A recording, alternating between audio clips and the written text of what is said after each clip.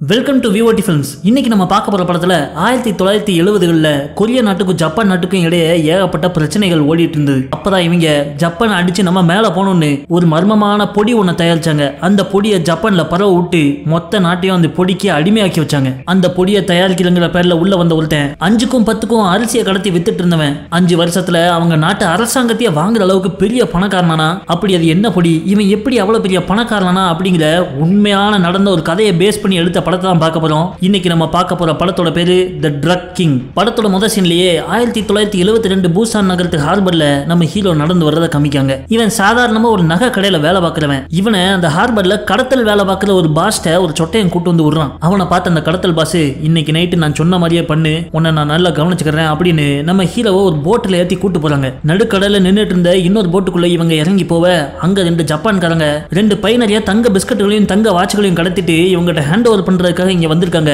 அது அந்த கடத்தல் பாஸ் நம்ம ஹீரோ வச்சு ஒரிஜினல் தங்கம் தானான்னு செக் பண்ண சொல்றப்பல நம்ம ஹீரோவும் அதை செக் பண்ணி பார்க்க கொண்டு வந்த தங்க பிஸ்கட் ஒரிஜினல் தான், ஆனா அந்த வாட்சி டூப்ளிகேட். அதை இவன் கடத்தல் பாஸ் சொல்லவுமே சடார் நாங்க சைரன் சத்தம் அலறுது. என்னன்னு பார்த்தா கொரியன் கஸ்டம்ஸ் டிபார்ட்மெண்ட் அங்க வந்து இந்த படகுக்குள்ள பூந்துடுறாங்க. உடனே அறக்க பறக்க எல்லா தங்க பிஸ்கட் வாட்சி எல்லாத்தையும் பேக்ல போட்டுக்கிட்டு இவங்க வெளியே வராங்க. அங்க கஸ்டம்ஸ் போலீஸ் படகு ஃபுல்லாத்தையும் அக்கா பிரிச்சு தேடிக்கிட்டு இருக்காங்க. அப்ப அந்த கடத்தல் பாஸ் ஹீரோட்ட அந்த பைய கொடுத்து நீ இங்கிருந்து தப்பிச்சிடு அப்படின்றது. உடனே நம்ம ஹீரோவும் அந்த பைய எடுத்துட்டு கடலுக்குள்ள குதிச்சிடறான். அங்க வந்த கஸ்டம்ஸ் ஆபீசர்கள் அந்த படகுல இருந்து எல்லாரையும் அரெஸ்ட் பண்ணிடுறாங்க. பிறகு கடல்ல தத்தளிச்சிட்டு இருந்த நம்ம ஹீரோவையும் தூக்கிடுறாங்க. அதுக்கு அடுத்த சீன்ல தான் நமக்கு புரியுது இது எல்லாமே அந்த கடத்தல் பாஸ் பண்ண வேலை தான். அவங்கள பிடிக்க வந்த அந்த கஸ்டம்ஸ் ஆபீசர் இந்த கடத்தல் பாஸோட கான்டாக்ட் தான். அந்த ஜப்பான்காரங்களை ஏமாத்துறதுக்காக போலீஸ் வந்து ரெய்டு விட்டு அரெஸ்ட் பண்ண மாதிரி கதையை போட்டு காசே கொடுக்காம அவங்க கொண்டு வந்த தங்க மொத்தத்தையும் ஆட்டைய போட்டுறாங்க. பிறகு நம்ம ஹீரோக்கும் ஒரு செட்டில்மெண்ட் கொடுத்து அனுப்பி விட்டுருந்தாங்க. அதுல இருந்து இவன் அந்த கடத்தல் பாஸ்க்காக வேலை பார்க்க ஆரம்பிச்சிடறான். ஜப்பான்ல இருந்து கடத்தி கொண்டு வரப்படுற நகைகள், அரிசி, குக்கரு, அடிடாஸ் ஷூன்னு எல்லாத்தையும் ஹார்பர்ல இருந்து இறக்கி ஊருக்குள்ள கொண்டு வந்து டிஸ்ட்ரிபியூட் பண்றது இவன் வேலை தான். அப்பதான் ஒரு நாள் இந்த கடத்தல் பாஸ் நம்ம ஹீரோவை கூப்பிட்டு அவனை ஒருத்தருக்கு இன்ட்ரோடியூஸ் பண்ணி வைக்காரு. அது யாருன்னா ஒரு ஷிப்பிங் சர்வீஸ் கம்பெனியோட ஓனர்கிட்ட. அவர் பேர் மிஸ்டர் காக்கு. அமெரிக்க கடற்படை பயன்படுத்துற கப்பல்கள்ல ஏதாவது ரிப்பேர் ஆயிட்டுனா அதை ரிப்பேர் பண்றதுக்கு மிஸ்டர் காக்கோட கம்பெனிட்ட தான் கொடுப்பாங்க. அந்த ரிப்பேர் பண்ற டைம்ல நம்ம கடத்தல் பாஸ் மிஸ்டர் காக் கிட்ட ஒரு கான்ட்ராக்ட் பேசி அமெரிக்க ராணுவ கப்பல்களை உள்நாட்டு கடத்தலுக்கு பயன்படுத்த பாக்குறாரு. அவர் கொடுத்து விட்ட காசை இவன் மிஸ்டர் காக் கிட்ட கொடுத்துட்டு நைட் வீட்டுக்கு வந்துடுறான். நம்ம ஹீரோ எப்படிப்பட்ட ஆளுனா பொண்டாட்டி 3 பிள்ளைகள்னு அமைதியா வாழ்ற ஒரு குடும்பஸ்தன். இவன் கட்டியிருக்கிறது இவன் லோக்கல் சர்ச் ஃபாதரோட பொண்ணு. வாடகை கொடுத்து தங்குற அளவுக்கு வசதி இல்லைங்கிறனால சர்ச்சிலே குடித்தனம் பண்ணிட்டு இருக்காங்க. ஜாலியா வீட்டுக்கு வந்து பாட்டை போட்டு குழந்தைகளோட டான்ஸ் ஆடிக்கிட்டு இருக்க அப்போ ஒரு பொண்ணு ஓடி வந்து இல்ல உன் தம்பியை அடிச்சே கொண்டு போடுவாங்க போல அப்படிங்க. அதை கேட்டு அலறி போன நம்ம ஹீரோ அங்க ஓடி போய் பார்க்க ஒரு 4-5 ரவுடி பயிலுக இவன் தம்பியை போட்டு அடிச்சு வெளுத்துட்டு இருக்காங்க. அதை பார்த்த ஹீரோ உள்ள போந்து அவன் தம்பியை அவனே அடிச்சு உதவாக்குற வேலை எத்தனை வாட்டி சொன்னாலும் கேட்க மாட்டியால அப்படின்னு ஏசிட்டு என் தம்பி ஒன்னும் தெரியாதவன், ஏதாவது தெரியாம உங்ககிட்ட பிரச்சனை பண்ணிருப்பான், மன்னிச்சிருங்க, என்ன வரலாம் சரி நான் உங்களுக்கு கொடுத்துறேன் அப்படின்னு சொல்லிட்டு மன்னிப்பு கேட்க அப்ப அந்த ரவுடி கும்பலோட பாஸ் அங்க வாரான். அவன் பேரு கிறிஸ்டோபர். இந்த ஏரியால இவன் தான் பெரிய ரவுடி. இவன் தம்பி ஏதோ அவங்க பைலட்ட பிரச்சனை பண்ணிட்டான் போல இருக்க, அதனால பிடிச்சு அடிச்சிருக்காங்க. இப்ப நம்ம ஹீரோ வந்து மன்னிப்பு கேட்கறத பார்த்த உடனே ஒரு டப்பா எடுத்து அதுல சரக்கு பாட்டில திறந்து ஊத்தி அதுல ஒண்ணு கடிச்சு நம்ம ஹீரோவை குடிக்க சொல்றான். தம்பியை காப்பாத்த வேற வழி இல்லைன்னு அதை மடக்குன்னு குடிக்கான் நம்ம ஹீரோ. பிறகு அடி வாங்கின அவன் தம்பியை கொண்டு போய் ஹாஸ்பிட்டல்ல மருந்து போட்டு வெளியே கூட்டு வர்றப்போ நம்ம ஹீரோவை வேலைக்கு எடுத்து கொடுக்குற அந்த சொட்டத்தலை அங்க வரான். அவனுக்கு தெரிஞ்ச ஒரு ஜப்பான் கடத்தல்காரன் ஒருத்தன் திடீர்னு உடம்பு சரியில்லாம பைல்ஸ் வந்து ஹாஸ்பிட்டல் அட்மிட் ஆயிட்டானா. ஆனா அவனோட கான்ட்ராக்ட் படி இன்னைக்கு ஒரு பொருளை ஜப்பானுக்கு கொண்டு போய் சேர்த்தே ஆகணும். அதுக்கு நீ தான் உதவி பண்ணும் அப்படின்னு சொல்லிட்டு நம்ம ஹீரோவை கடத்தி கொண்டு போக சொல்றது போதை பொருளை. அரிசி குக்கரை கடத்தி அழுத்து போன நம்ம ஹீரோ இதுக்கு உடனே ஓகே சொல்லிடுறான். இவனும் இவன் தம்பியும் அன்னைக்கு நைட்டே கள்ள தோணியில பெட்டி நிறைய போதை பொருள் எடுத்துட்டு ஜப்பானுக்கு போயிடுறாங்க. அங்க போய் அதை ஒப்படைக்க வேண்டிய இடத்துல கொண்டு போய் கொடுத்துடுறாங்க. அங்க 2-3 ஜப்பான்காரங்க பொருள்லாம் கரெக்டா இருக்கான்னு பிரிச்சு செக் பண்ணிக்கிட்டு இருக்க அப்ப அந்த கூட்டத்தோட தலைவன் அங்க வரான். அவன் பேர் ஜானி. இவன் ஜப்பான்ல ஒரு சின்ன லெவல் ரவுடி. ஆனா இவன் பிறந்தது கொரியால. நம்ம ஹீரோட்ட அவன் கொரிய பாஷையில பேச ஹீரோக்கு ரொம்ப சந்தோஷமா இருக்கு. அன்னைக்கு நைட் அவங்க 2 பேரும் பாருக்கு போய் உட்காந்து சரக்க போட்டுக்கிட்டு இருக்க அப்ப ஜானி நம்ம ஹீரோட்ட ஜப்பான்ல போதை பொருள் வித்து கைது பண்ணிட்டனா உடனே உன்னை சுட்டு கொன்றுவாங்க தெரியுமா அப்படிங்க. ஏன்னா ஜப்பான் பொருளாதார வளர்ச்சியில முன்னேறி போயிட்டு இருக்க இந்த நேரத்துல போதை பொருள் எல்லாம் உள்ள வந்தா அவங்க நாட்டையே பாதிக்கும்னு கடுமையான தண்டனை விதிச்சிருக்காங்க. இதனாலதான் போதை பொருளை கொரியால இருந்து இங்க கடத்தி கொண்டு வர வேண்டியதா இருக்கு. ஆனா அது மட்டும் கிடையாது, ஜப்பானோட கொரியால தண்ணி ரொம்ப சுத்தமா இருக்கும். அதனால அங்க தயாரிக்கிற போதை பொருளும் தரமா இருக்கும் அப்படின்னு ஜானி சொல்றான். ஜப்பான்ல இருந்து கெமிக்கலை இம்போர்ட் பண்ணி கொரியால போதை பொருள் தயாரிச்சு அதை திரும்ப ஜப்பான்ல வித்தா பயங்கரமா காசு பார்க்கலாம் அப்படின்னு தெரிஞ்சிருது. அதை எப்படியாவது பண்ணி ஆகணும்னு நம்ம ஹீரோ யோசிச்சுட்டு இருக்கான். அடுத்த நாள் காலையில கொரியால அந்த கடத்தல் பாஸோட ஆபீஸ்ல கொரியன் CIA டீம் வந்து ரெய்டு பண்றாங்க. உடனே இவன் அவருடைய கான்டாக்ட் கஸ்டம்ஸ் ஆபீசருக்கு கால் பண்ணி எப்படி இதை நடக்க விட்டீங்கன்னு கேட்டா இது மேல இடத்துல இருந்து வந்து ரெய்டு, என்னால ஒண்ணும் பண்ண முடியாதுன்னு கஸ்டம்ஸ் ஆபீசர் சொல்லிடுறாரு. உடனே இந்த பாஸ் கஸ்டம்ஸ் ஆபீசர்கிட்ட நீங்க எப்படியாவது என்ன காப்பாத்தி விடுங்க, நான் உங்களுக்கு ஹீரோவை பலி கொடுக்கேன் அப்படிங்க. அதுக்கேற்ற மாதிரி நம்ம ஹீரோ ஜப்பான்ல இருந்து திரும்ப கொரியா வந்த உடனே கொரியன் CIA டீம் அங்க வந்து நம்ம ஹீரோவை தூக்கிடுறாங்க. ஒரு குடோன்ல நம்ம ஹீரோவை தலையில ஜட்டியோட தொங்க விட்டு அடி பிரித்து எடுக்காங்க. அந்த கொரியன் CIA டீமோட இன்ஸ்பெக்டர் ஒருத்தர் என்ன தைரியம் இருந்தா அமெரிக்க நேவி கப்பலை பயன்படுத்தி நீ கடத்தல் பண்ணிருப்ப அப்படின்னு நம்ம ஹீரோவை போட்டு அடி அடிக்க, சரி எனக்கு ஒண்ணுமே தெரியாது, நான் பிள்ளை ஊட்டிக்காரன், என்ன விட்டுருங்க அப்படின்னு கெஞ்சுறான். ஆனா அந்த இன்ஸ்பெக்டரோ அதை கேட்காம இவனை தூக்கி ஜெயில போட்டுருந்தாங்க. அப்போ அதே ஜெயில கடத்தல் பண்ணி உள்ள வந்த ஒரு ஜப்பான் கப்பல் கேப்டன் ஒருத்தனை நம்ம ஹீரோ கவனிக்கான். அவனை பத்தி மத்தவங்க பேசத நம்ம ஹீரோ கேட்டு வச்சிடறான். அப்போ ஒரு நாள் இவனோட மனைவி இவனை பாக்குறதுக்காக ஜெயிலுக்கு வந்திருக்காங்க. அவங்ககிட்ட சொல்லி இவனுக்கு தெரிஞ்ச கஸ்டம்ஸ் ஆபீசர் ஒருத்தருக்கான அவனை இங்க கூட்டு வர சொல்றான். இவன் மனைவியும் போய் தகவலை கொடுத்து அவனை இங்க கூட்டு வர அவர்கிட்ட பேசி எப்படியாவது நீங்க இருந்து வெளியேற்றுங்க, எனக்கு ஒரு பெரிய பிளான் இருக்கு, அது சக்சஸ் ஆனா அதுல உங்களுக்கு பெரிய கமிஷன் தரேங்க. அதை கேட்ட அந்த கஸ்டம்ஸ் ஆபீசரும் அங்க இங்கன்னு பேசி எப்படியோ நம்ம ஹீரோவை வெளியே கொண்டு வரதுக்கான ஏற்பாடுகளை பண்ணிடுறான். நம்ம ஹீரோக்கு நிமோனியா நோய் இருக்கிறதாவும் அதனால ஜெயில இருக்க முடியாதுன்னு சொல்லிட்டு இவன் அவனோட வீட்டிலே ஹவுஸ் அரெஸ்ட் பண்ற மாதிரி ஏற்பாடு பண்ணிடுறாங்க. ஆனா தினம் இவன் போலீஸ் ஸ்டேஷன்ல போய் சைன் போட்டு வரணும். அந்த கண்டிஷன்ல வெளியே வந்த நம்ம ஹீரோ வந்த உடனேயே நேரா கேப்டன் சோயோட வீட்டுக்கு போய் அவரை பாக்குறான். கையில கிஃப்ட் பணத்தெல்லாம் கொண்டு போனவன் நேரா அவர்கிட்ட கொடுத்து, நீங்க ஜப்பானுக்கு பொருட்களை கடத்துறதுல பெரிய ஆள்னு எனக்கு தெரியும், நான் போதை பொருள் பண்றவன், உங்களோட ஷிப்பிங் மூலமா என் பொருளை அங்க கொண்டு போய் சேர்த்தனா நம்ம ரெண்டு பேரும் நல்லா பிசினஸ் பண்ணலாம், என்ன சொல்றீங்க அப்படிங்கவும் அவன் கையில கொடுத்த பணத்தை பார்த்து கேப்டன் சோயும் ஓகேன்னு சொல்லிடுறான். அடுத்த நாளே நம்ம ஹீரோவை கூட்டு போய் கொரியாவோட போதைப் பொருள் தடுப்பு பிரிவு அதாவது நார்கோட்டிக்ஸ் டிபார்ட்மெண்டோட சீஃப் ஆபீசர்கிட்ட நம்ம ஹீரோவை இன்ட்ரோ பண்ணி விடுறான். அவருக்கும் நம்ம ஹீரோ ஒரு டப்பா நிறைய பணத்தை கொடுக்க சந்தோஷமா வாங்கி வச்ச அவரு பிசினஸ் பண்றதெல்லாம் ஓகே, ஆனா போதைப் பொருள் வியாபாரத்தில் இருக்கிறவன் என்னைக்கும் அவன் போதையை எடுத்துடக்கூடாது, அதனாலதான் அழிஞ்சவங்க இருக்காங்க, நீ போதையை போடுறவனா அப்படின்னு நம்ம ஹீரோட்ட கேட்க, காசுக்கு விற்கக்கூடிய பொருளையா நான் எடுக்க போறேன், எனக்கு அந்த பழக்கம்லாம் கிடையாது அப்படிங்க. இவங்க 3 பேர் இப்ப டீம் போட்டுருந்தாங்க. ஆனா போதைப் பொருள் பண்றதுக்கு தான் ஆள் இல்ல. அப்போ ஜப்பான்ல ஜானி சொன்ன அந்த ப்ரொஃபசர் பேக் இவனுக்கு ஞாபகம் வருது. உடனே அவரை கான்டாக்ட் பண்ணி குடோன்ல ஒரு மீட்டிங்கை போட்டு நம்ம கேப்டன் சோயும் இன்ட்ரோ பண்ணி அடுத்த நாளே ஆக்ஷன்ல இறங்குறாங்க. ஜப்பான்ல இருந்து போதைப் பொருள் தயாரிக்க தேவையான கெமிக்கல்ஸ் எல்லாம் படகுல கடத்தி கொரியாக்கு கொண்டு வந்துடுறாங்க. பிறகு ஊருக்குள்ள ஒரு சின்ன பண்ண மாதிரி அமைச்சு அதுக்குள்ள ஒரு சீக்கிரட்டா ரூம் வச்சு நம்ம ப்ரொஃபசர் பேக்குக்கு போதைப் பொருள் பண்றதுக்கான லேபை செட் பண்ணி கொடுத்துறாங்க. முகமூடிகளை போட்டுக்கிட்டு அவர் கெமிக்கலை விட்டு ஆத்த ஆரம்பிச்சிடுறாரு. 5 மணி நேரத்துல போதைப் பொருள் ரெடி. அவங்களுடைய பேட்சை கேப்டன் சோயோட கப்பல் மூலமா ஜப்பானுக்கு அனுப்பி காசும் பாத்துறாங்க. அந்த சைடு ஜப்பான்ல போதைப் பொருளை வாங்குற ஜானி இந்த பிசினஸ்ல நம்ம ஹீரோவோட கேப்டன் சோய் தான் பெரிய ஆளு அப்படின்னு தெரியவும் அவர் கூட சைடு எடுத்து நம்ம ஹீரோக்கு தெரியாம நிறைய காசை ஆட்டைய போட ஆரம்பிச்சிடுறாங்க. அதை அவன் தங்கச்சி கண்டுபிடிச்சு நம்ம ஹீரோட்ட, அண்ணே அவங்க தனியா ஒரு டைரி மெயின்டைன் பண்ணிட்டு இருக்காங்க, நமக்கு வர வேண்டிய முழு பணம் வரமாட்டுக்கு அப்படின்னு சொல்லவும் அவன் நேரா போய் கேப்டன் சோய்ட்ட அந்த விஷயத்தை பத்தி கேட்கறான். அதுக்கு கேப்டன் சோயோ, தம்பி நான் இல்லைன்னா நீ நேரம் ஜெயில தான் கடந்திருப்ப, நீ இப்ப சம்பாதிக்கிற காசே என்னாலதான் தெரியும்ல, அதை ஞாபகம் வச்சுக்கோ அப்படின்னு சொல்லிட்டு அசால்ட்டா கிளம்பி போயிடுறான். நம்ம ஹீரோக்கு கேந்தியாவது. இது சரிப்படாதுன்னு நினைச்ச நம்ம ஹீரோ நேரா கொரியால இருக்கிற ஜோங்கிற ஒரு கேங்ஸ்டரை போய் மீட் பண்றான். அவர்கிட்ட இவனோட போதை பொருளை காமிச்சு, நாட்டிலே தரமான பொருள் நம்மகிட்ட தான் இருக்கு, இந்த பொருளை இங்க இருந்து ஜப்பான் கடத்தலுக்கு நீங்க உதவி பண்ணணும், அதுக்கேற்ற மாதிரி 20% 30% பணத்தை உங்களுக்கு கொடுத்துறேன் அப்படின்னு சொல்லிட்டு இருக்கப்போ ஜப்பான்ல உள்ள இந்த மொத்த கேங்ஸ்டர்களுக்கு இருக்கிற சூப்பர் பாஸ் அவரும் நானும் அண்ணன் தம்பி மாதிரி, உனக்காக நான் ஒரு வார்த்தை அவர்கிட்ட பேசினா எந்த ஒரு தடையும் இல்லாம உன் பொருள் நீட்டா ஜப்பானுக்கு போவோம் அப்படிங்க. உடனே நம்ம ஹீரோவும், நான் தயாரிக்கிற மொத்த போதை பொருளையும் உங்க மூலமாவே டிரான்ஸ்போர்ட் பண்றேன், எனக்கு நீங்க உதவி பண்ணுங்க, நானும் நேராவே போய் பாஸ் சுகுனை பார்த்து பேசிட்டு வரேன் அப்படின்ட்டு நம்ம ஹீரோ ஜப்பானுக்கு கிளம்புறான். அந்த கேங்ஸ்டர் ஜோவும் பாஸ் சுகுன்ட்ட இந்த மாதிரி ஒருத்தவங்களை பார்க்க வரான் அப்படின்னு தகவல் கொடுத்துற அவரு ஹோட்டல்ல வெயிட் பண்றாரு. நம்ம ஹீரோவும் அவன் தம்பியும் சேர்ந்து அவரை பார்க்கறதுக்காக அந்த ஹோட்டலுக்கு போறான். அங்க ஒருத்தன் போன்ல யார்ட்டையோ, ஆமா அவன் ரூம் நம்பர் 703 தான் இருக்கான், அவனை பார்க்கறதுக்காக கொரியால இருந்து 2 பேர் வந்திருக்காங்க, அவங்கள மாதிரியே நாங்க வேஷம் போட்டு போய் அந்த ஆளை முடிச்சு தள்ளிடுறோம் அப்படிங்க. ஆக அந்த பாஸ் சுகுனை போடுறதுக்கு ஜப்பான்ல உள்ள இன்னொரு கேங்ஸ்டர் எவனோ ஒருத்தன் ஆள் அனுப்பியிருக்காங்க. இது தெரியவும் நம்ம ஹீரோ அவன் தம்பி கையில சூக்கேஸ கொடுத்து, நீ உடனே ரூம் நம்பர் 703க்கு போய் பேசு அப்படின்னு அனுப்பி விட்டுட்டு இவன் கடகடன்னு ஓடி வந்து போன் பூத்துல இருந்து ரூம் நம்பர் 703க்கு போன் போட்டு, நீங்க ஆபத்துல இருக்கீங்க அப்படின்னு சொல்றான். ஆனா அவங்களும் ஜப்பான்காரங்க இவன் பேசுறது எதுவும் அவங்களுக்கு புரிய மாட்டுக்கு. ஆட வெண்ணைகளா அப்படின்னு சொல்லிட்டு போனை வச்சுட்டு திரும்பி பார்த்தா அந்த பாஸ் சுகுனை போட வந்த கேங்ல உள்ள ஒருத்தன் நம்ம ஹீரோ பின்னாடி நிக்கான். உடனே அவன் நம்ம ஹீரோ ஓட விட்டு அவனை குத்த பார்க்கான். நம்ம ஹீரோ அவன் கத்தி அப்படிங்க அவனை குத்திக்கிட்டு ரூம் நம்பர் 703 நோக்கி ஓடி வரான். பார்த்தா அந்த எதிர் கேங்ல ஒருத்தன் துப்பாக்கி எடுத்துக்கிட்டு பாஸ் சுகுன் ரூம் நோக்கி போயிட்டு இருக்கான். அதை பார்த்து நம்ம ஹீரோ ஓடி வந்து அவனை பிடிச்சு மலத்த அந்த சத்தம் கேட்டு பாஸ் சுகுனோட ஆளுங்களும் அங்க வந்துடுறாங்க. 2 கேங்குக்கும் பயங்கரமா சண்டை நடக்கு. ஆனா அதுல ஒருத்தன் துப்பாக்கி எடுத்துட்டு பாஸ் சுகுன் ரூமுக்குள்ள பூந்துடுறான். இதை பார்த்து நம்ம ஹீரோ ஓடி போய் அவனை அடிச்சு கீழே தள்ளி அவன் கூட மல்லு கட்டிக்கிட்டு இருக்க பாஸ் சுகுனு உடனே பக்கத்துல உள்ள ரூம்ல போய் ஒளிஞ்சுக்கிறாரு. அதுக்குள்ளயும் அவரோட ஆட்கள் ஓடி வந்து அந்த எதிரி கேங்ல உள்ளவனை வெட்டி கொண்டுறாங்க. தலைவரே எல்லாவனையும் போட்டு தெரியாச்சு, இப்ப நீங்க வெளியே வாங்க அப்படின்னு சொல்லவும் பாஸ் சுகுனு வெளியே வராரு. அப்ப யாருன்னே தெரியாத ஒருத்தன் இவருக்காக போட்டு மல்லு கட்டிட்டு இருந்தானே, யார் பாணி அப்படின்னு கேட்க நம்ம ஹீரோ, நான் தான் தலைவரே உங்களை பாக்குறதுக்காக கொரியால இருந்து வந்தவன் அப்படின்னு சொல்லவும் இவர் உயிரே அவன் காப்பாத்திட்டான் அப்படிங்கறனால அவருக்கு ரொம்ப பிடிச்சு போயிட்டு அன்னைக்கு நைட்டே அவனையும் அவன் தம்பியும் பார்ல கூப்பிட்டு உட்கார வச்சு சரக்கு போட்டு இவங்களுக்கு நிறைய பணமும் கொடுத்து அனுப்புறாரு. அந்த பார்ல தான் முதல் முறையா நம்ம ஹீரோவும் அவன் தம்பியும் அந்த போதை பொருளை சரக்களை கலந்து குடிக்காங்க. நைட்டா பணத்தை எல்லாம் எடுத்துக்கிட்டு அவங்க படகுல திரும்ப கொரியா வந்து சேர்றாங்க. அன்னையில இருந்து நம்ம ஹீரோ போதை பொருள் தயாரிக்க அதை அந்த கேங்ஸ்டர் ஜோ மூலமா ஜப்பானை கொண்டு போய் விற்கன்னு பிசினஸ் பெருகிட்டே போகுது. வருஷம் 1974 கொரியன் நார்காட்டிக்ஸ் டிபார்ட்மெண்ட்டுக்கு புதுசா ஒரு இன்ஸ்பெக்டர் ஒருத்தர் வராரு. போதை பொருளை தடுக்கிறதுக்காகவே இவரை ஸ்பெஷலா டெபியூட் பண்ணிருக்காங்க. இங்க நம்ம ஹீரோவோ அவன் மனைவியோட ஊர்ல ஒரு பெரிய வீட்டை வாங்கி அங்க குடிபெயர்றான். இப்போ நம்ம ஹீரோ கார்ல வந்து இறங்க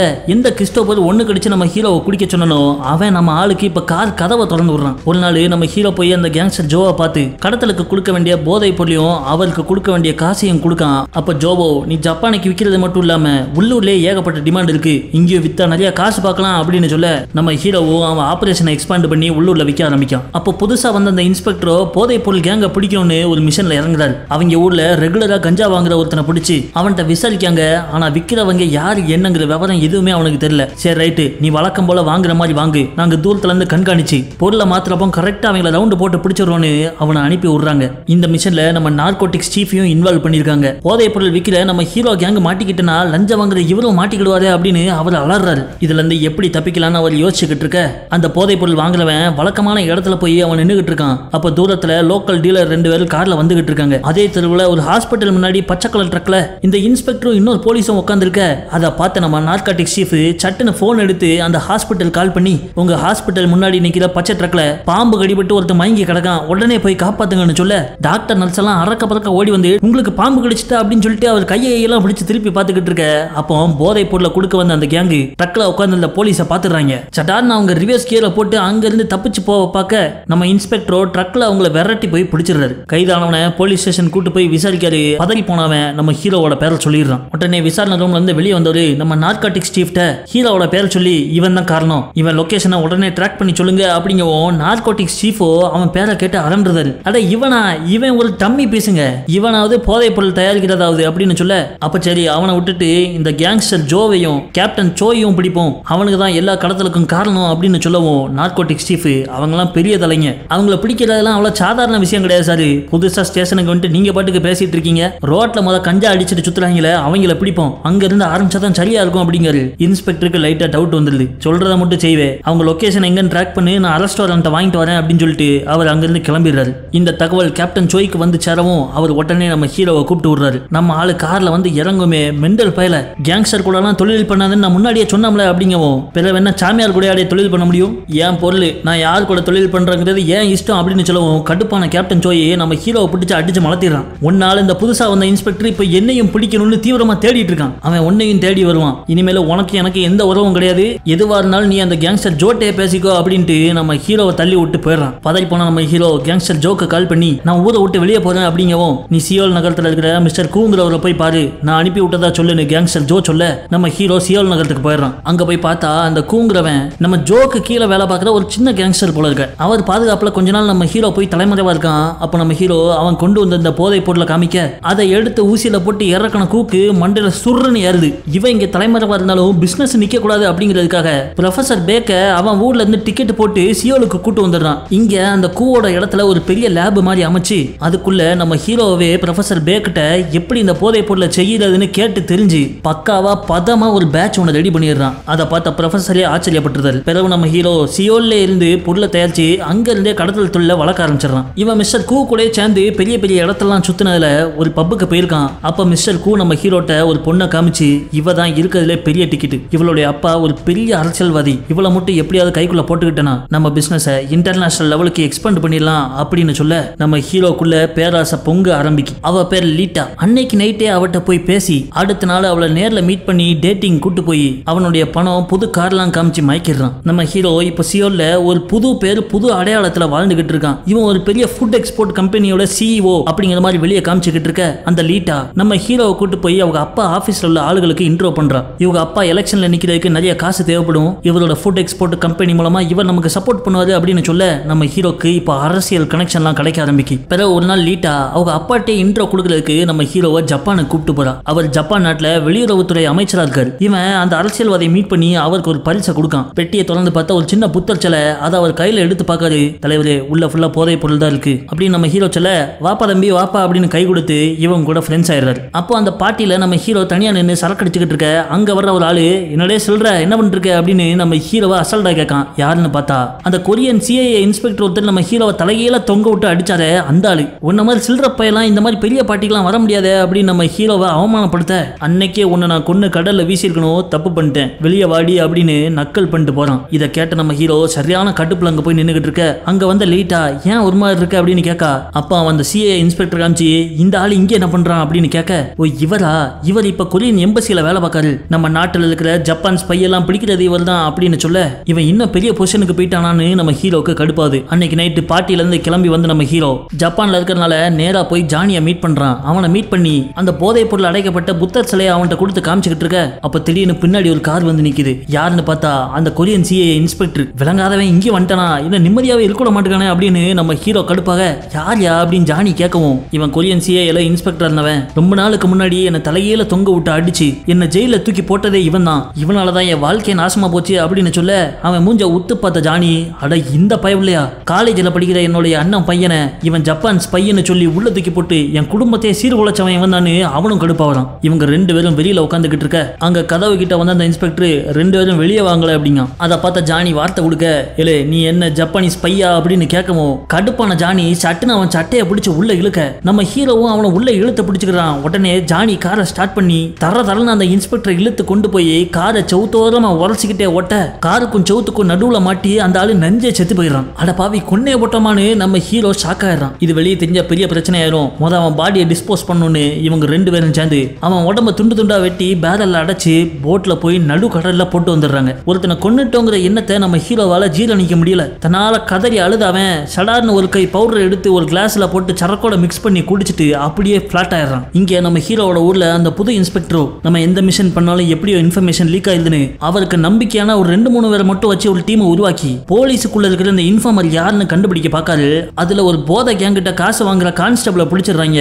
அவன்கிட்ட விசாரிச்சதுல இந்த நார்கோட்டிக்ஸ் டிபார்ட்மெண்ட் சீஃப் தான் இதுக்கெல்லாம் காரணம்னு சொல்லிடுறான். அந்த விசாரணையிலையும் நம்ம ஹீரோவுடைய பேர் அடிபடுது. ஆனா ஆதாரம் இல்லாதனால அவனால எந்த ஆக்ஷனும் எடுக்க முடியல. அப்படியே 2 வருஷம் ஊர்ந்து ஓடுது. இப்போ நம்ம ஹீரோ மறுபடியும் அவன் சொந்த ஊரான பூசானுக்கே வந்து ஊருக்கு வெளியே ஒரு பெரிய பங்களா வாங்கி அங்கேயே வாழ ஆரம்பிச்சிடறான். அந்த பங்களாக்குள்ளேயே லேப் வச்சு அங்க போதைப் பொருள் தயாரிக்கிறது, அவன் ஆளுங்க மூலமா அதை ஜப்பானுக்கும் கொரியாக்குள்ளேயும் டிஸ்ட்ரிபியூட் பண்றது. பிறகு அந்த வீட்டுக்குள்ளேயே ஒரு பெரிய வால்ட் வச்சு அவன் சம்பாதிக்கிற காசு மொத்தத்தையும் அங்க அடுக்கி வைக்கான். அது மட்டும் இல்லாம அவனுடைய கீப்பான லீட்டாவையும் அங்கேயே வச்சுக்கிறான். பகல்ல நாட்டோட வளர்ச்சிக்கு உதவுற ஃபுட் எக்ஸ்போர்ட் கம்பெனி ஓனராகவும் நைட்டுல போதைப் பொருள் கிங் பின்னாவும் வாழ்ந்துகிட்டு இருக்கான். இப்படியே ஜம்முன்னு அவன் பறந்துகிட்டு இருக்க ஒரு நாள் போதைக்கு அடிமையான அவனுடைய தம்பி எவனையோ குத்தி கொன்றுதான். அந்த செய்தி இவன் காதுக்கு வரவுமே போலீஸ் அவன் பிடிபற்ற கூடாதுன்னு அவன் ஆளுகளை அனுப்பி அவன் தம்பியை தனியா ஒரு பில்டிங்ல அடைச்சு வச்சிடறான். அன்னைக்கு நைட்டு அவன் தம்பியை பாக்குறதுக்கு ஹீரோ கிளம்பி வரான். ஆனா போதைக்கு அடிமையான அவனும் என் பங்கை கொடுக்காம என்னை ஏமாத்திட்டலன்னு நம்ம ஹீரோ காதை கடிச்சு விட்டுருதான். இவனுக்கு வெறி பிடிச்சு போயிட்டு அப்படின்னு சொல்லிட்டு நம்ம ஹீரோ வெளியே நின்று பாத்துக்கிட்டு இருக்க அப்ப அங்க வந்த கேங்ஸ்டர் ஜோ, உன் தம்பி கொன்னவனோட உடம்ப நான் தான் டிஸ்போஸ் பண்ணேன், அதுக்கு நிறைய செலவாகும் அப்படின்னு சொல்ல எவ்வளவா இருந்தாலும் பரவாயில்ல பண்ணுடே அப்படின்னு சொல்லவும் கேங்ஸ்டர் ஜோக்கு கடுப்பாகுது. என்னாலதான் நீ மேல வந்த, இப்போ உயர்ந்த இடத்துக்கு போனனால என்னை மதிக்காம வாடே போடன்னு பேசுறியா, எனக்கு தெரியாம என்னை எதிர்த்து ஏதாவது பிளான் பண்ணா உன்னை அறுத்து போட்டு போயிட்டே இருப்பேன் அப்படின்னு மிரட்டு போறான். அதே நேரத்துல இங்க நம்ம ஹீரோவோட மனைவிக்கு அவன் ஒரு கீப்பை வச்சிருக்காங்கிற விஷயம் தெரிய வந்துருது. இதனால அவங்க 2 பேருக்குள்ளயும் வாக்குவாதம் ஆகி சண்டை வந்துருது. அப்போ அவன் மனைவி, இனிமேலும் உன் கூட என்னால வாழ முடியாது, எனக்கு தெரிஞ்ச தூசான் நீ இல்ல, அவன் எப்பயோ போயிட்டான், இனிமேல் என்னையவோ என் குழந்தையவோ நீ பார்க்க கூடாதுன்னு அவனை சண்டை போட்டு வெளியே அனுப்பிட இவனும் கண்டமானிக்கு கத்திக்கிட்டு அங்க இருந்து கிளம்பி போயிடுறான். அவனோட பங்களாக்கு போய் லீட்டா கூட உட்காந்து அவ தொடைய தடவிட்டு இருக்கும் போது அவ கவனிக்கா இவன் கையில ஃபுல்லா ஊசி குத்துன தடமா இருக்கு. இங்க பாரு, உனக்காக எங்க அப்பாட்ட பேசி ஏகப்பட்ட பிசினஸ் கிராண்ட் எல்லாம் வாங்கி கொடுத்துட்டு இருக்கேன், ஆனா இந்த மாதிரி நீ போத ஊசி எல்லாம் குத்திட்டு சுத்திட்டு இருந்தனா அது சரிப்பட்டு வராது அப்படின்னு அவ சொல்லவும் அவளையே மரியாதை இல்லாம பேசிட்டு போயிடுறான். இந்த பக்கம் அடிபட்டு ஹாஸ்பிட்டல் அட்மிட் ஆயிருந்த நம்ம ஹீரோவுடைய தம்பி வெளியே வந்துடுறான். அவன் வெளியே வரவுமே போலீஸ் அவனை தூக்கிடுறாங்க. நம்ம இன்ஸ்பெக்டருக்கு இவனுடைய அண்ணன் தான் நீங்க தேடிட்டு இருக்கிற அந்த போதைப் பொருள் கேங்கோட தலைவன் அப்படிங்கிற இன்ஃபர்மேஷன் போயில இன்ஸ்பெக்டர் நேராவே வந்து ஹீரோவோட தம்பிட்ட பேசி மண்டைய கழுவி, உன் அண்ணன் நல்லா பணம் சம்பாதிச்சு சொகுசா வாழ்ந்துகிட்டு இருக்கான், ஆனா உன்னை கண்டுக்காம விட்டான் அப்படி இப்படின்னு சொல்லி இவன் உதவியோட ஹீரோவை பிடிக்கிறதுக்காக செட்டிங் பண்ணிடுறான். அன்னைக்கு நைட்டு நம்ம ஹீரோவுடைய தம்பி கால் பண்ணி, அண்ணா எங்கனே இருக்க, நான் பசியில செத்துக்கிட்டு இருக்கேனே அப்படின்னு சொல்லவும் நம்ம ஹீரோ பதறி அடிச்சு ஓடி வரான். வந்து பார்த்தா அவன் தம்பியை ஆளக்கணும். சட்டார்னு வந்த 2-3 போலீஸ் கையில விலங்கு மாட்டி நம்ம ஹீரோவை தூக்கிட்டு போயிடுறாங்க. போலீஸ் ஸ்டேஷன்ல வச்சு அந்த இன்ஸ்பெக்டர் நம்ம ஹீரோ ஒரு பொய்யான அடையாளத்துல ஒரு ஃபுட் எக்ஸ்போர்ட் கம்பெனி ஓனர் மாதிரி நடிச்சுக்கிட்டு இருக்கான் அப்படிங்கறதெல்லாம் கண்டுபிடிச்சு அந்த மொத்த போதைப் பொருள் கடத்தலோட மன நீதான ஒத்துக்கோ அப்படின்னு சொல்றான். ஆனா நம்ம ஹீரோ ஒத்துக்கிட மாட்டேங்கான். இன்னும் 2 நாள் வச்சு உன்னை புழிஞ்சி விசாரிக்கிற முறையில விசாரிச்சா எல்லாம் வரும் அப்படின்னு சொல்லிட்டு அவன் வெளியே போயிட. ஆனா அடுத்த நாளே நம்ம ஹீரோ ஜெயில இருந்து வெளியே வந்துடுறான். அதை பார்த்த இன்ஸ்பெக்டர் ஷாக்கு. ஒரு போலீஸ்காரன் எனக்கு இல்லாத கான்டாக்ட் கஞ்சா விக்கிற உனக்கு எப்படி அப்படின்னு சொல்லிட்டு வெளியே வந்து பார்த்தா இவனை பெயில் எடுத்து கூட்டு போறது லீட்டா. அதான் நான் பார்த்தேன், இந்த மாதிரி கஞ்சா பொறுக்கி கூட எல்லாம் நீ சுத்திக்கிட்டு இருக்கியா அப்படின்னு லீட்டாவை அவன் கேவலப்படுத்தி விட்டுற. அவளும் ஹீரோவும் கார்ல அங்க இருந்து கிளம்பி போயிடுறாங்க. கார்ல போயிட்டு இருக்கப்போ உன்னோட கஞ்சா பழக்கத்தால கண்டவெல்லாம் என்ன கேவலமா பேசிக்கிட்டு இருக்கான், அடுத்த வாட்டி நீ மாட்டிக்கிட்டா என்னாலலாம் வந்து பெயில் எடுக்க முடியாது அப்படின்னு சொல்லவும் இவன் கடுப்பாயிடுறான். என்னோட பணத்தை வச்சு என்ன பெயில் எடுத்துட்டு என்னமோ நீ எடுத்த மாதிரி பேசுற அப்படி இப்படின்னு அவட்ட வாக்குவாதத்துல ஈடுபட ஒரு கட்டத்துல அது கைகலப்பாயி அவளை அடிச்சு காரை விட்டு வெளியே தள்ளிட்டு போயிடுறான். அப்போ அந்த கார் டிரைவரு, தலைவரே ஜானி கொரியாக்கு வந்திருக்கான், இப்ப நம்ம ஊர்ல தான் இருக்கான் அப்படின்னு சொல்ல, ஜானியா அவன் நம்மள இங்க வந்தான் அப்படின்னு கேட்டனா, ஜப்பான்ல ஏதோ பெரிய பாஸ் ஒருத்தரை போட்டான் போல இருக்க, அதனால அந்த கேங் ஆளுங்களாம் இவனை போடுறதுக்கு துடியா விரட்டிக்கிட்டு இருக்காங்க. பதறி போன அவன் திரும்ப கொரியாக்கே ஓடி வந்துட்டான். அன்னைக்கு நைட்டு ஜானி நம்ம ஹீரோக்கு கால் பண்ணி இந்த மாதிரி ஒரு பெரிய பாஸை போட்டுட்டு தான் நம்ம ஹீரோ தான் இவனை காப்பாத்தணும்னு கேட்கான். ஆனா நம்ம ஹீரோவோ சும்மாவே என்ன போலீஸ்லாம் டார்கெட் பண்ணிட்டு இருக்காங்க, என்னாலாம் உனக்கு ஹெல்ப் பண்ண முடியாதுன்றதான். அதை கேட்டு வெறியான ஜானி, உன்னை பத்தின ஏகப்பட்ட விஷயம் எனக்கு தெரியும், அதெல்லாம் வெளியே வந்தா உனக்கு பெரிய பிரச்சனை, யோசிச்சுக்கோன்னு சொல்லிட்டு போன வச்சிடறான். கடுப்பான நம்ம ஹீரோ அடுத்த நாள் கடலுக்கு நடுவுல அவன் ஏரியால உள்ள அந்த லோக்கல் ரவுடியான கிறிஸ்டோபரை மீட் பண்றான். என்ன தம்பி கிறிஸ்டோபர் எப்படி இருக்க, அண்ணனுக்கு ஒரு முக்கியமான உதவி நீ பண்ணணும், ஒரு 2 பேர் எனக்கு ரொம்ப குடைச்சல் கொடுத்துட்டு இருக்காங்க, அவங்கள நீ கொஞ்சம் கவனிக்கணும் அப்படின்னு ஏதோ ஒரு வேலையை கொடுக்கான். அன்னைக்கு நைட்டு நம்ம இன்ஸ்பெக்டர்கிட்ட ஒரு கான்ஸ்டபிள் வந்து, தலைவரே ஜானின்னு ஒருத்தன் எனக்கு ஃபோன் பண்ணான், அவன் நீங்க தேடிட்டு இருக்கிற இந்த போதை பொருள் மன்னனோட பழைய ஃப்ரெண்டு, அவனை பத்தின ஏதோ இன்ஃபர்மேஷன் வச்சிருக்கதா சொன்னா அப்படின்னு சொல்லவும் நம்ம இன்ஸ்பெக்டர் இன்னைக்கு நைட்டே ஜானியை பிடிச்சாவணும்னு கிளம்புறான். அவனை தேடி ஊருக்குள்ள வந்து பார்த்தா ஊர்ல ஸ்டூடெண்ட்ஸ் எல்லாம் சேர்ந்து அரசாங்கத்துக்கு எதிராக போராட்டம் பண்ணிக்கிட்டு இருக்காங்க. அதே நேரத்துல இன்னொரு பக்கம் கேங்ஸ்டர் ஜோவை காமிக்காங்க, வீட்டுக்குள்ள ஸ்விம்மிங் பூல்ல உட்காந்துட்டு கையில போதை ஊசி ஏத்திக்கிட்டு இருக்கான். அப்போ நம்ம கிறிஸ்டோபரும் அவன் கேங்கும் கதவை உடைச்சுக்கிட்டு உள்ள வராங்க. நம்ம ஹீரோவை தலை இருக்காதுன்னு மிரட்டின அந்த கேங்ஸ்டர் ஜோவை எல்லாம் கூட்டு சேர்ந்து குத்தி கொன்றுதாங்க. அதே நேரத்துல இன்ஸ்பெக்டர் ஜானியை பிடிக்கலான்னு ஃபாலோ பண்ணி வந்துட்டு இருக்கான். ஆனா அந்த போராட்டத்துக்குள்ள கல்ல எரிஞ்ச ஒரு கலவரத்தை உண்டு பண்ணில ஆளுங்க அங்க எங்கன்னு தெரிச்சு ஓடுறாங்க. கூட்டம் கலைஞ்சப்பறம் பார்த்தா ஜானி அங்க குத்து வாங்கி செத்து கிடக்கான். நம்ம ஹீரோ கிறிஸ்டோபரை வச்சு ஒரே நேரத்துல 2 வரையும் முடிச்சு சொல்லிட்டான். கரெக்டா அன்னைக்கு கொரிய நாட்டுடைய பிரசிடென்ட்டை யாரோ சுட்டு கொன்னுட்டாங்க. நாட்டுடைய அரசாங்கமே இப்ப ஆர்மி ரூலு கீழே வந்துருது. அரசு அதிகாரிகள்லாம் துண்டக்கானும் துணியாக்கானும்னு வேற நாட்டுக்கு தெரிச்சு ஓடிக்கிட்டு இருக்காங்க. இந்த விஷயம் தெரிய வரவும் நம்ம லீட்டா தங்க பிஸ்கட்டுகளை எல்லாம் பையில எடுத்து வச்சுட்டு அவளை ஊரை விட்டு கிளம்புறா. அடுத்த நாள் நம்ம ஹீரோ அவன் கான்டாக்ட்ல இருந்த பெரிய அரசியல்வாதிகள் எல்லாருக்கும் கால் பண்ணி பார்க்கான், யாருமே காலை எடுக்க மாட்டாங்க. கடைசியா ஒருத்தர் மட்டும் எடுக்காரு. அவருமே, தம்பி கொஞ்ச நாளைக்கு எங்கேயாவது அமைதியா போய் ஒளிஞ்சுக்கோ, இப்ப நாட்டோட நிலவரம் சரியில்லை, பெரிய தலைங்க எல்லாமே நாட்டை விட்டு ஓடிட்டாங்க, சிச்சுவேஷன் சரியானதுக்கு அப்புறம் எதுவாக இருந்தாலும் பாத்துக்கலாம், நீ எனக்கும் கால் பண்ணாதுன்னு சொல்லிட்டு போனை வச்சிருக்காரு. இவன்ட்ட லஞ்சம் வாங்கிட்டு சப்போர்ட் அந்த அரசியல்வாதிகள் எல்லாமே நாட்டை விட்டு ஓடி போயிட நம்ம ஹீரோ அவனுடைய அந்த பெரிய பங்களாவை பூட்டிக்கிட்டு உள்ளேயே தங்கிடுறான். உள்ளேயே கடந்து ஊசியை போட்டு போதையை ஏத்திக்கிட்டே இருக்கிற அவனுக்கு எப்ப வேணாலும் யாராவது நம்மளை பிடிக்க வருவாங்களோங்கிற பயத்திலே இருக்கான். அப்படியே 2 மாசம் உருண்டோடிது. போதையை ஏத்தி ஏத்தி பைத்தியம் மாதிரி ஆயிட்டான். ஒரு நாள் அவன் மனைவிக்கு கால் பண்ணி, என்ன கொல்றதுக்கு செவுத்து வழியா யாரோ ஏறி குதிச்சு வந்துகிட்டு இருக்காங்க, நான் நம்ம நாட்டுக்காக உழைச்சவன், என்ன கொல்ல பாக்காங்க, ஆனா நான் ஒருத்தனை விட மாட்டேன், அது இதுன்னு பைத்தியம் மாதிரி பேசிக்கிட்டு இருக்க. அப்ப இன்ஸ்பெக்டர் அவன் காலர் ஐடியா வச்சு லொகேஷனை ட்ரேஸ் பண்ணி அவர் டீமை கூப்பிட்டு இவன் அரெஸ்ட் பண்றதுக்கு இவன் பங்களா வாசலுக்கு வந்துடுறாங்க. அங்க அரை மெண்டலா சுத்திட்டு இருக்கிற நம்ம ஹீரோவோ வந்திருக்கிறது ஜப்பான்காரங்க நம்ம நாட்டை ஆக்கிரமிச்சிட்டாங்க அப்படின்னு நினைச்சு துப்பாக்கி எடுத்து சுட ஆரம்பிக்கான். அரண்டு போன அவங்க உடனே ஸ்வாட் டீமை கூப்பிட்டு விட்டுருந்தாங்க.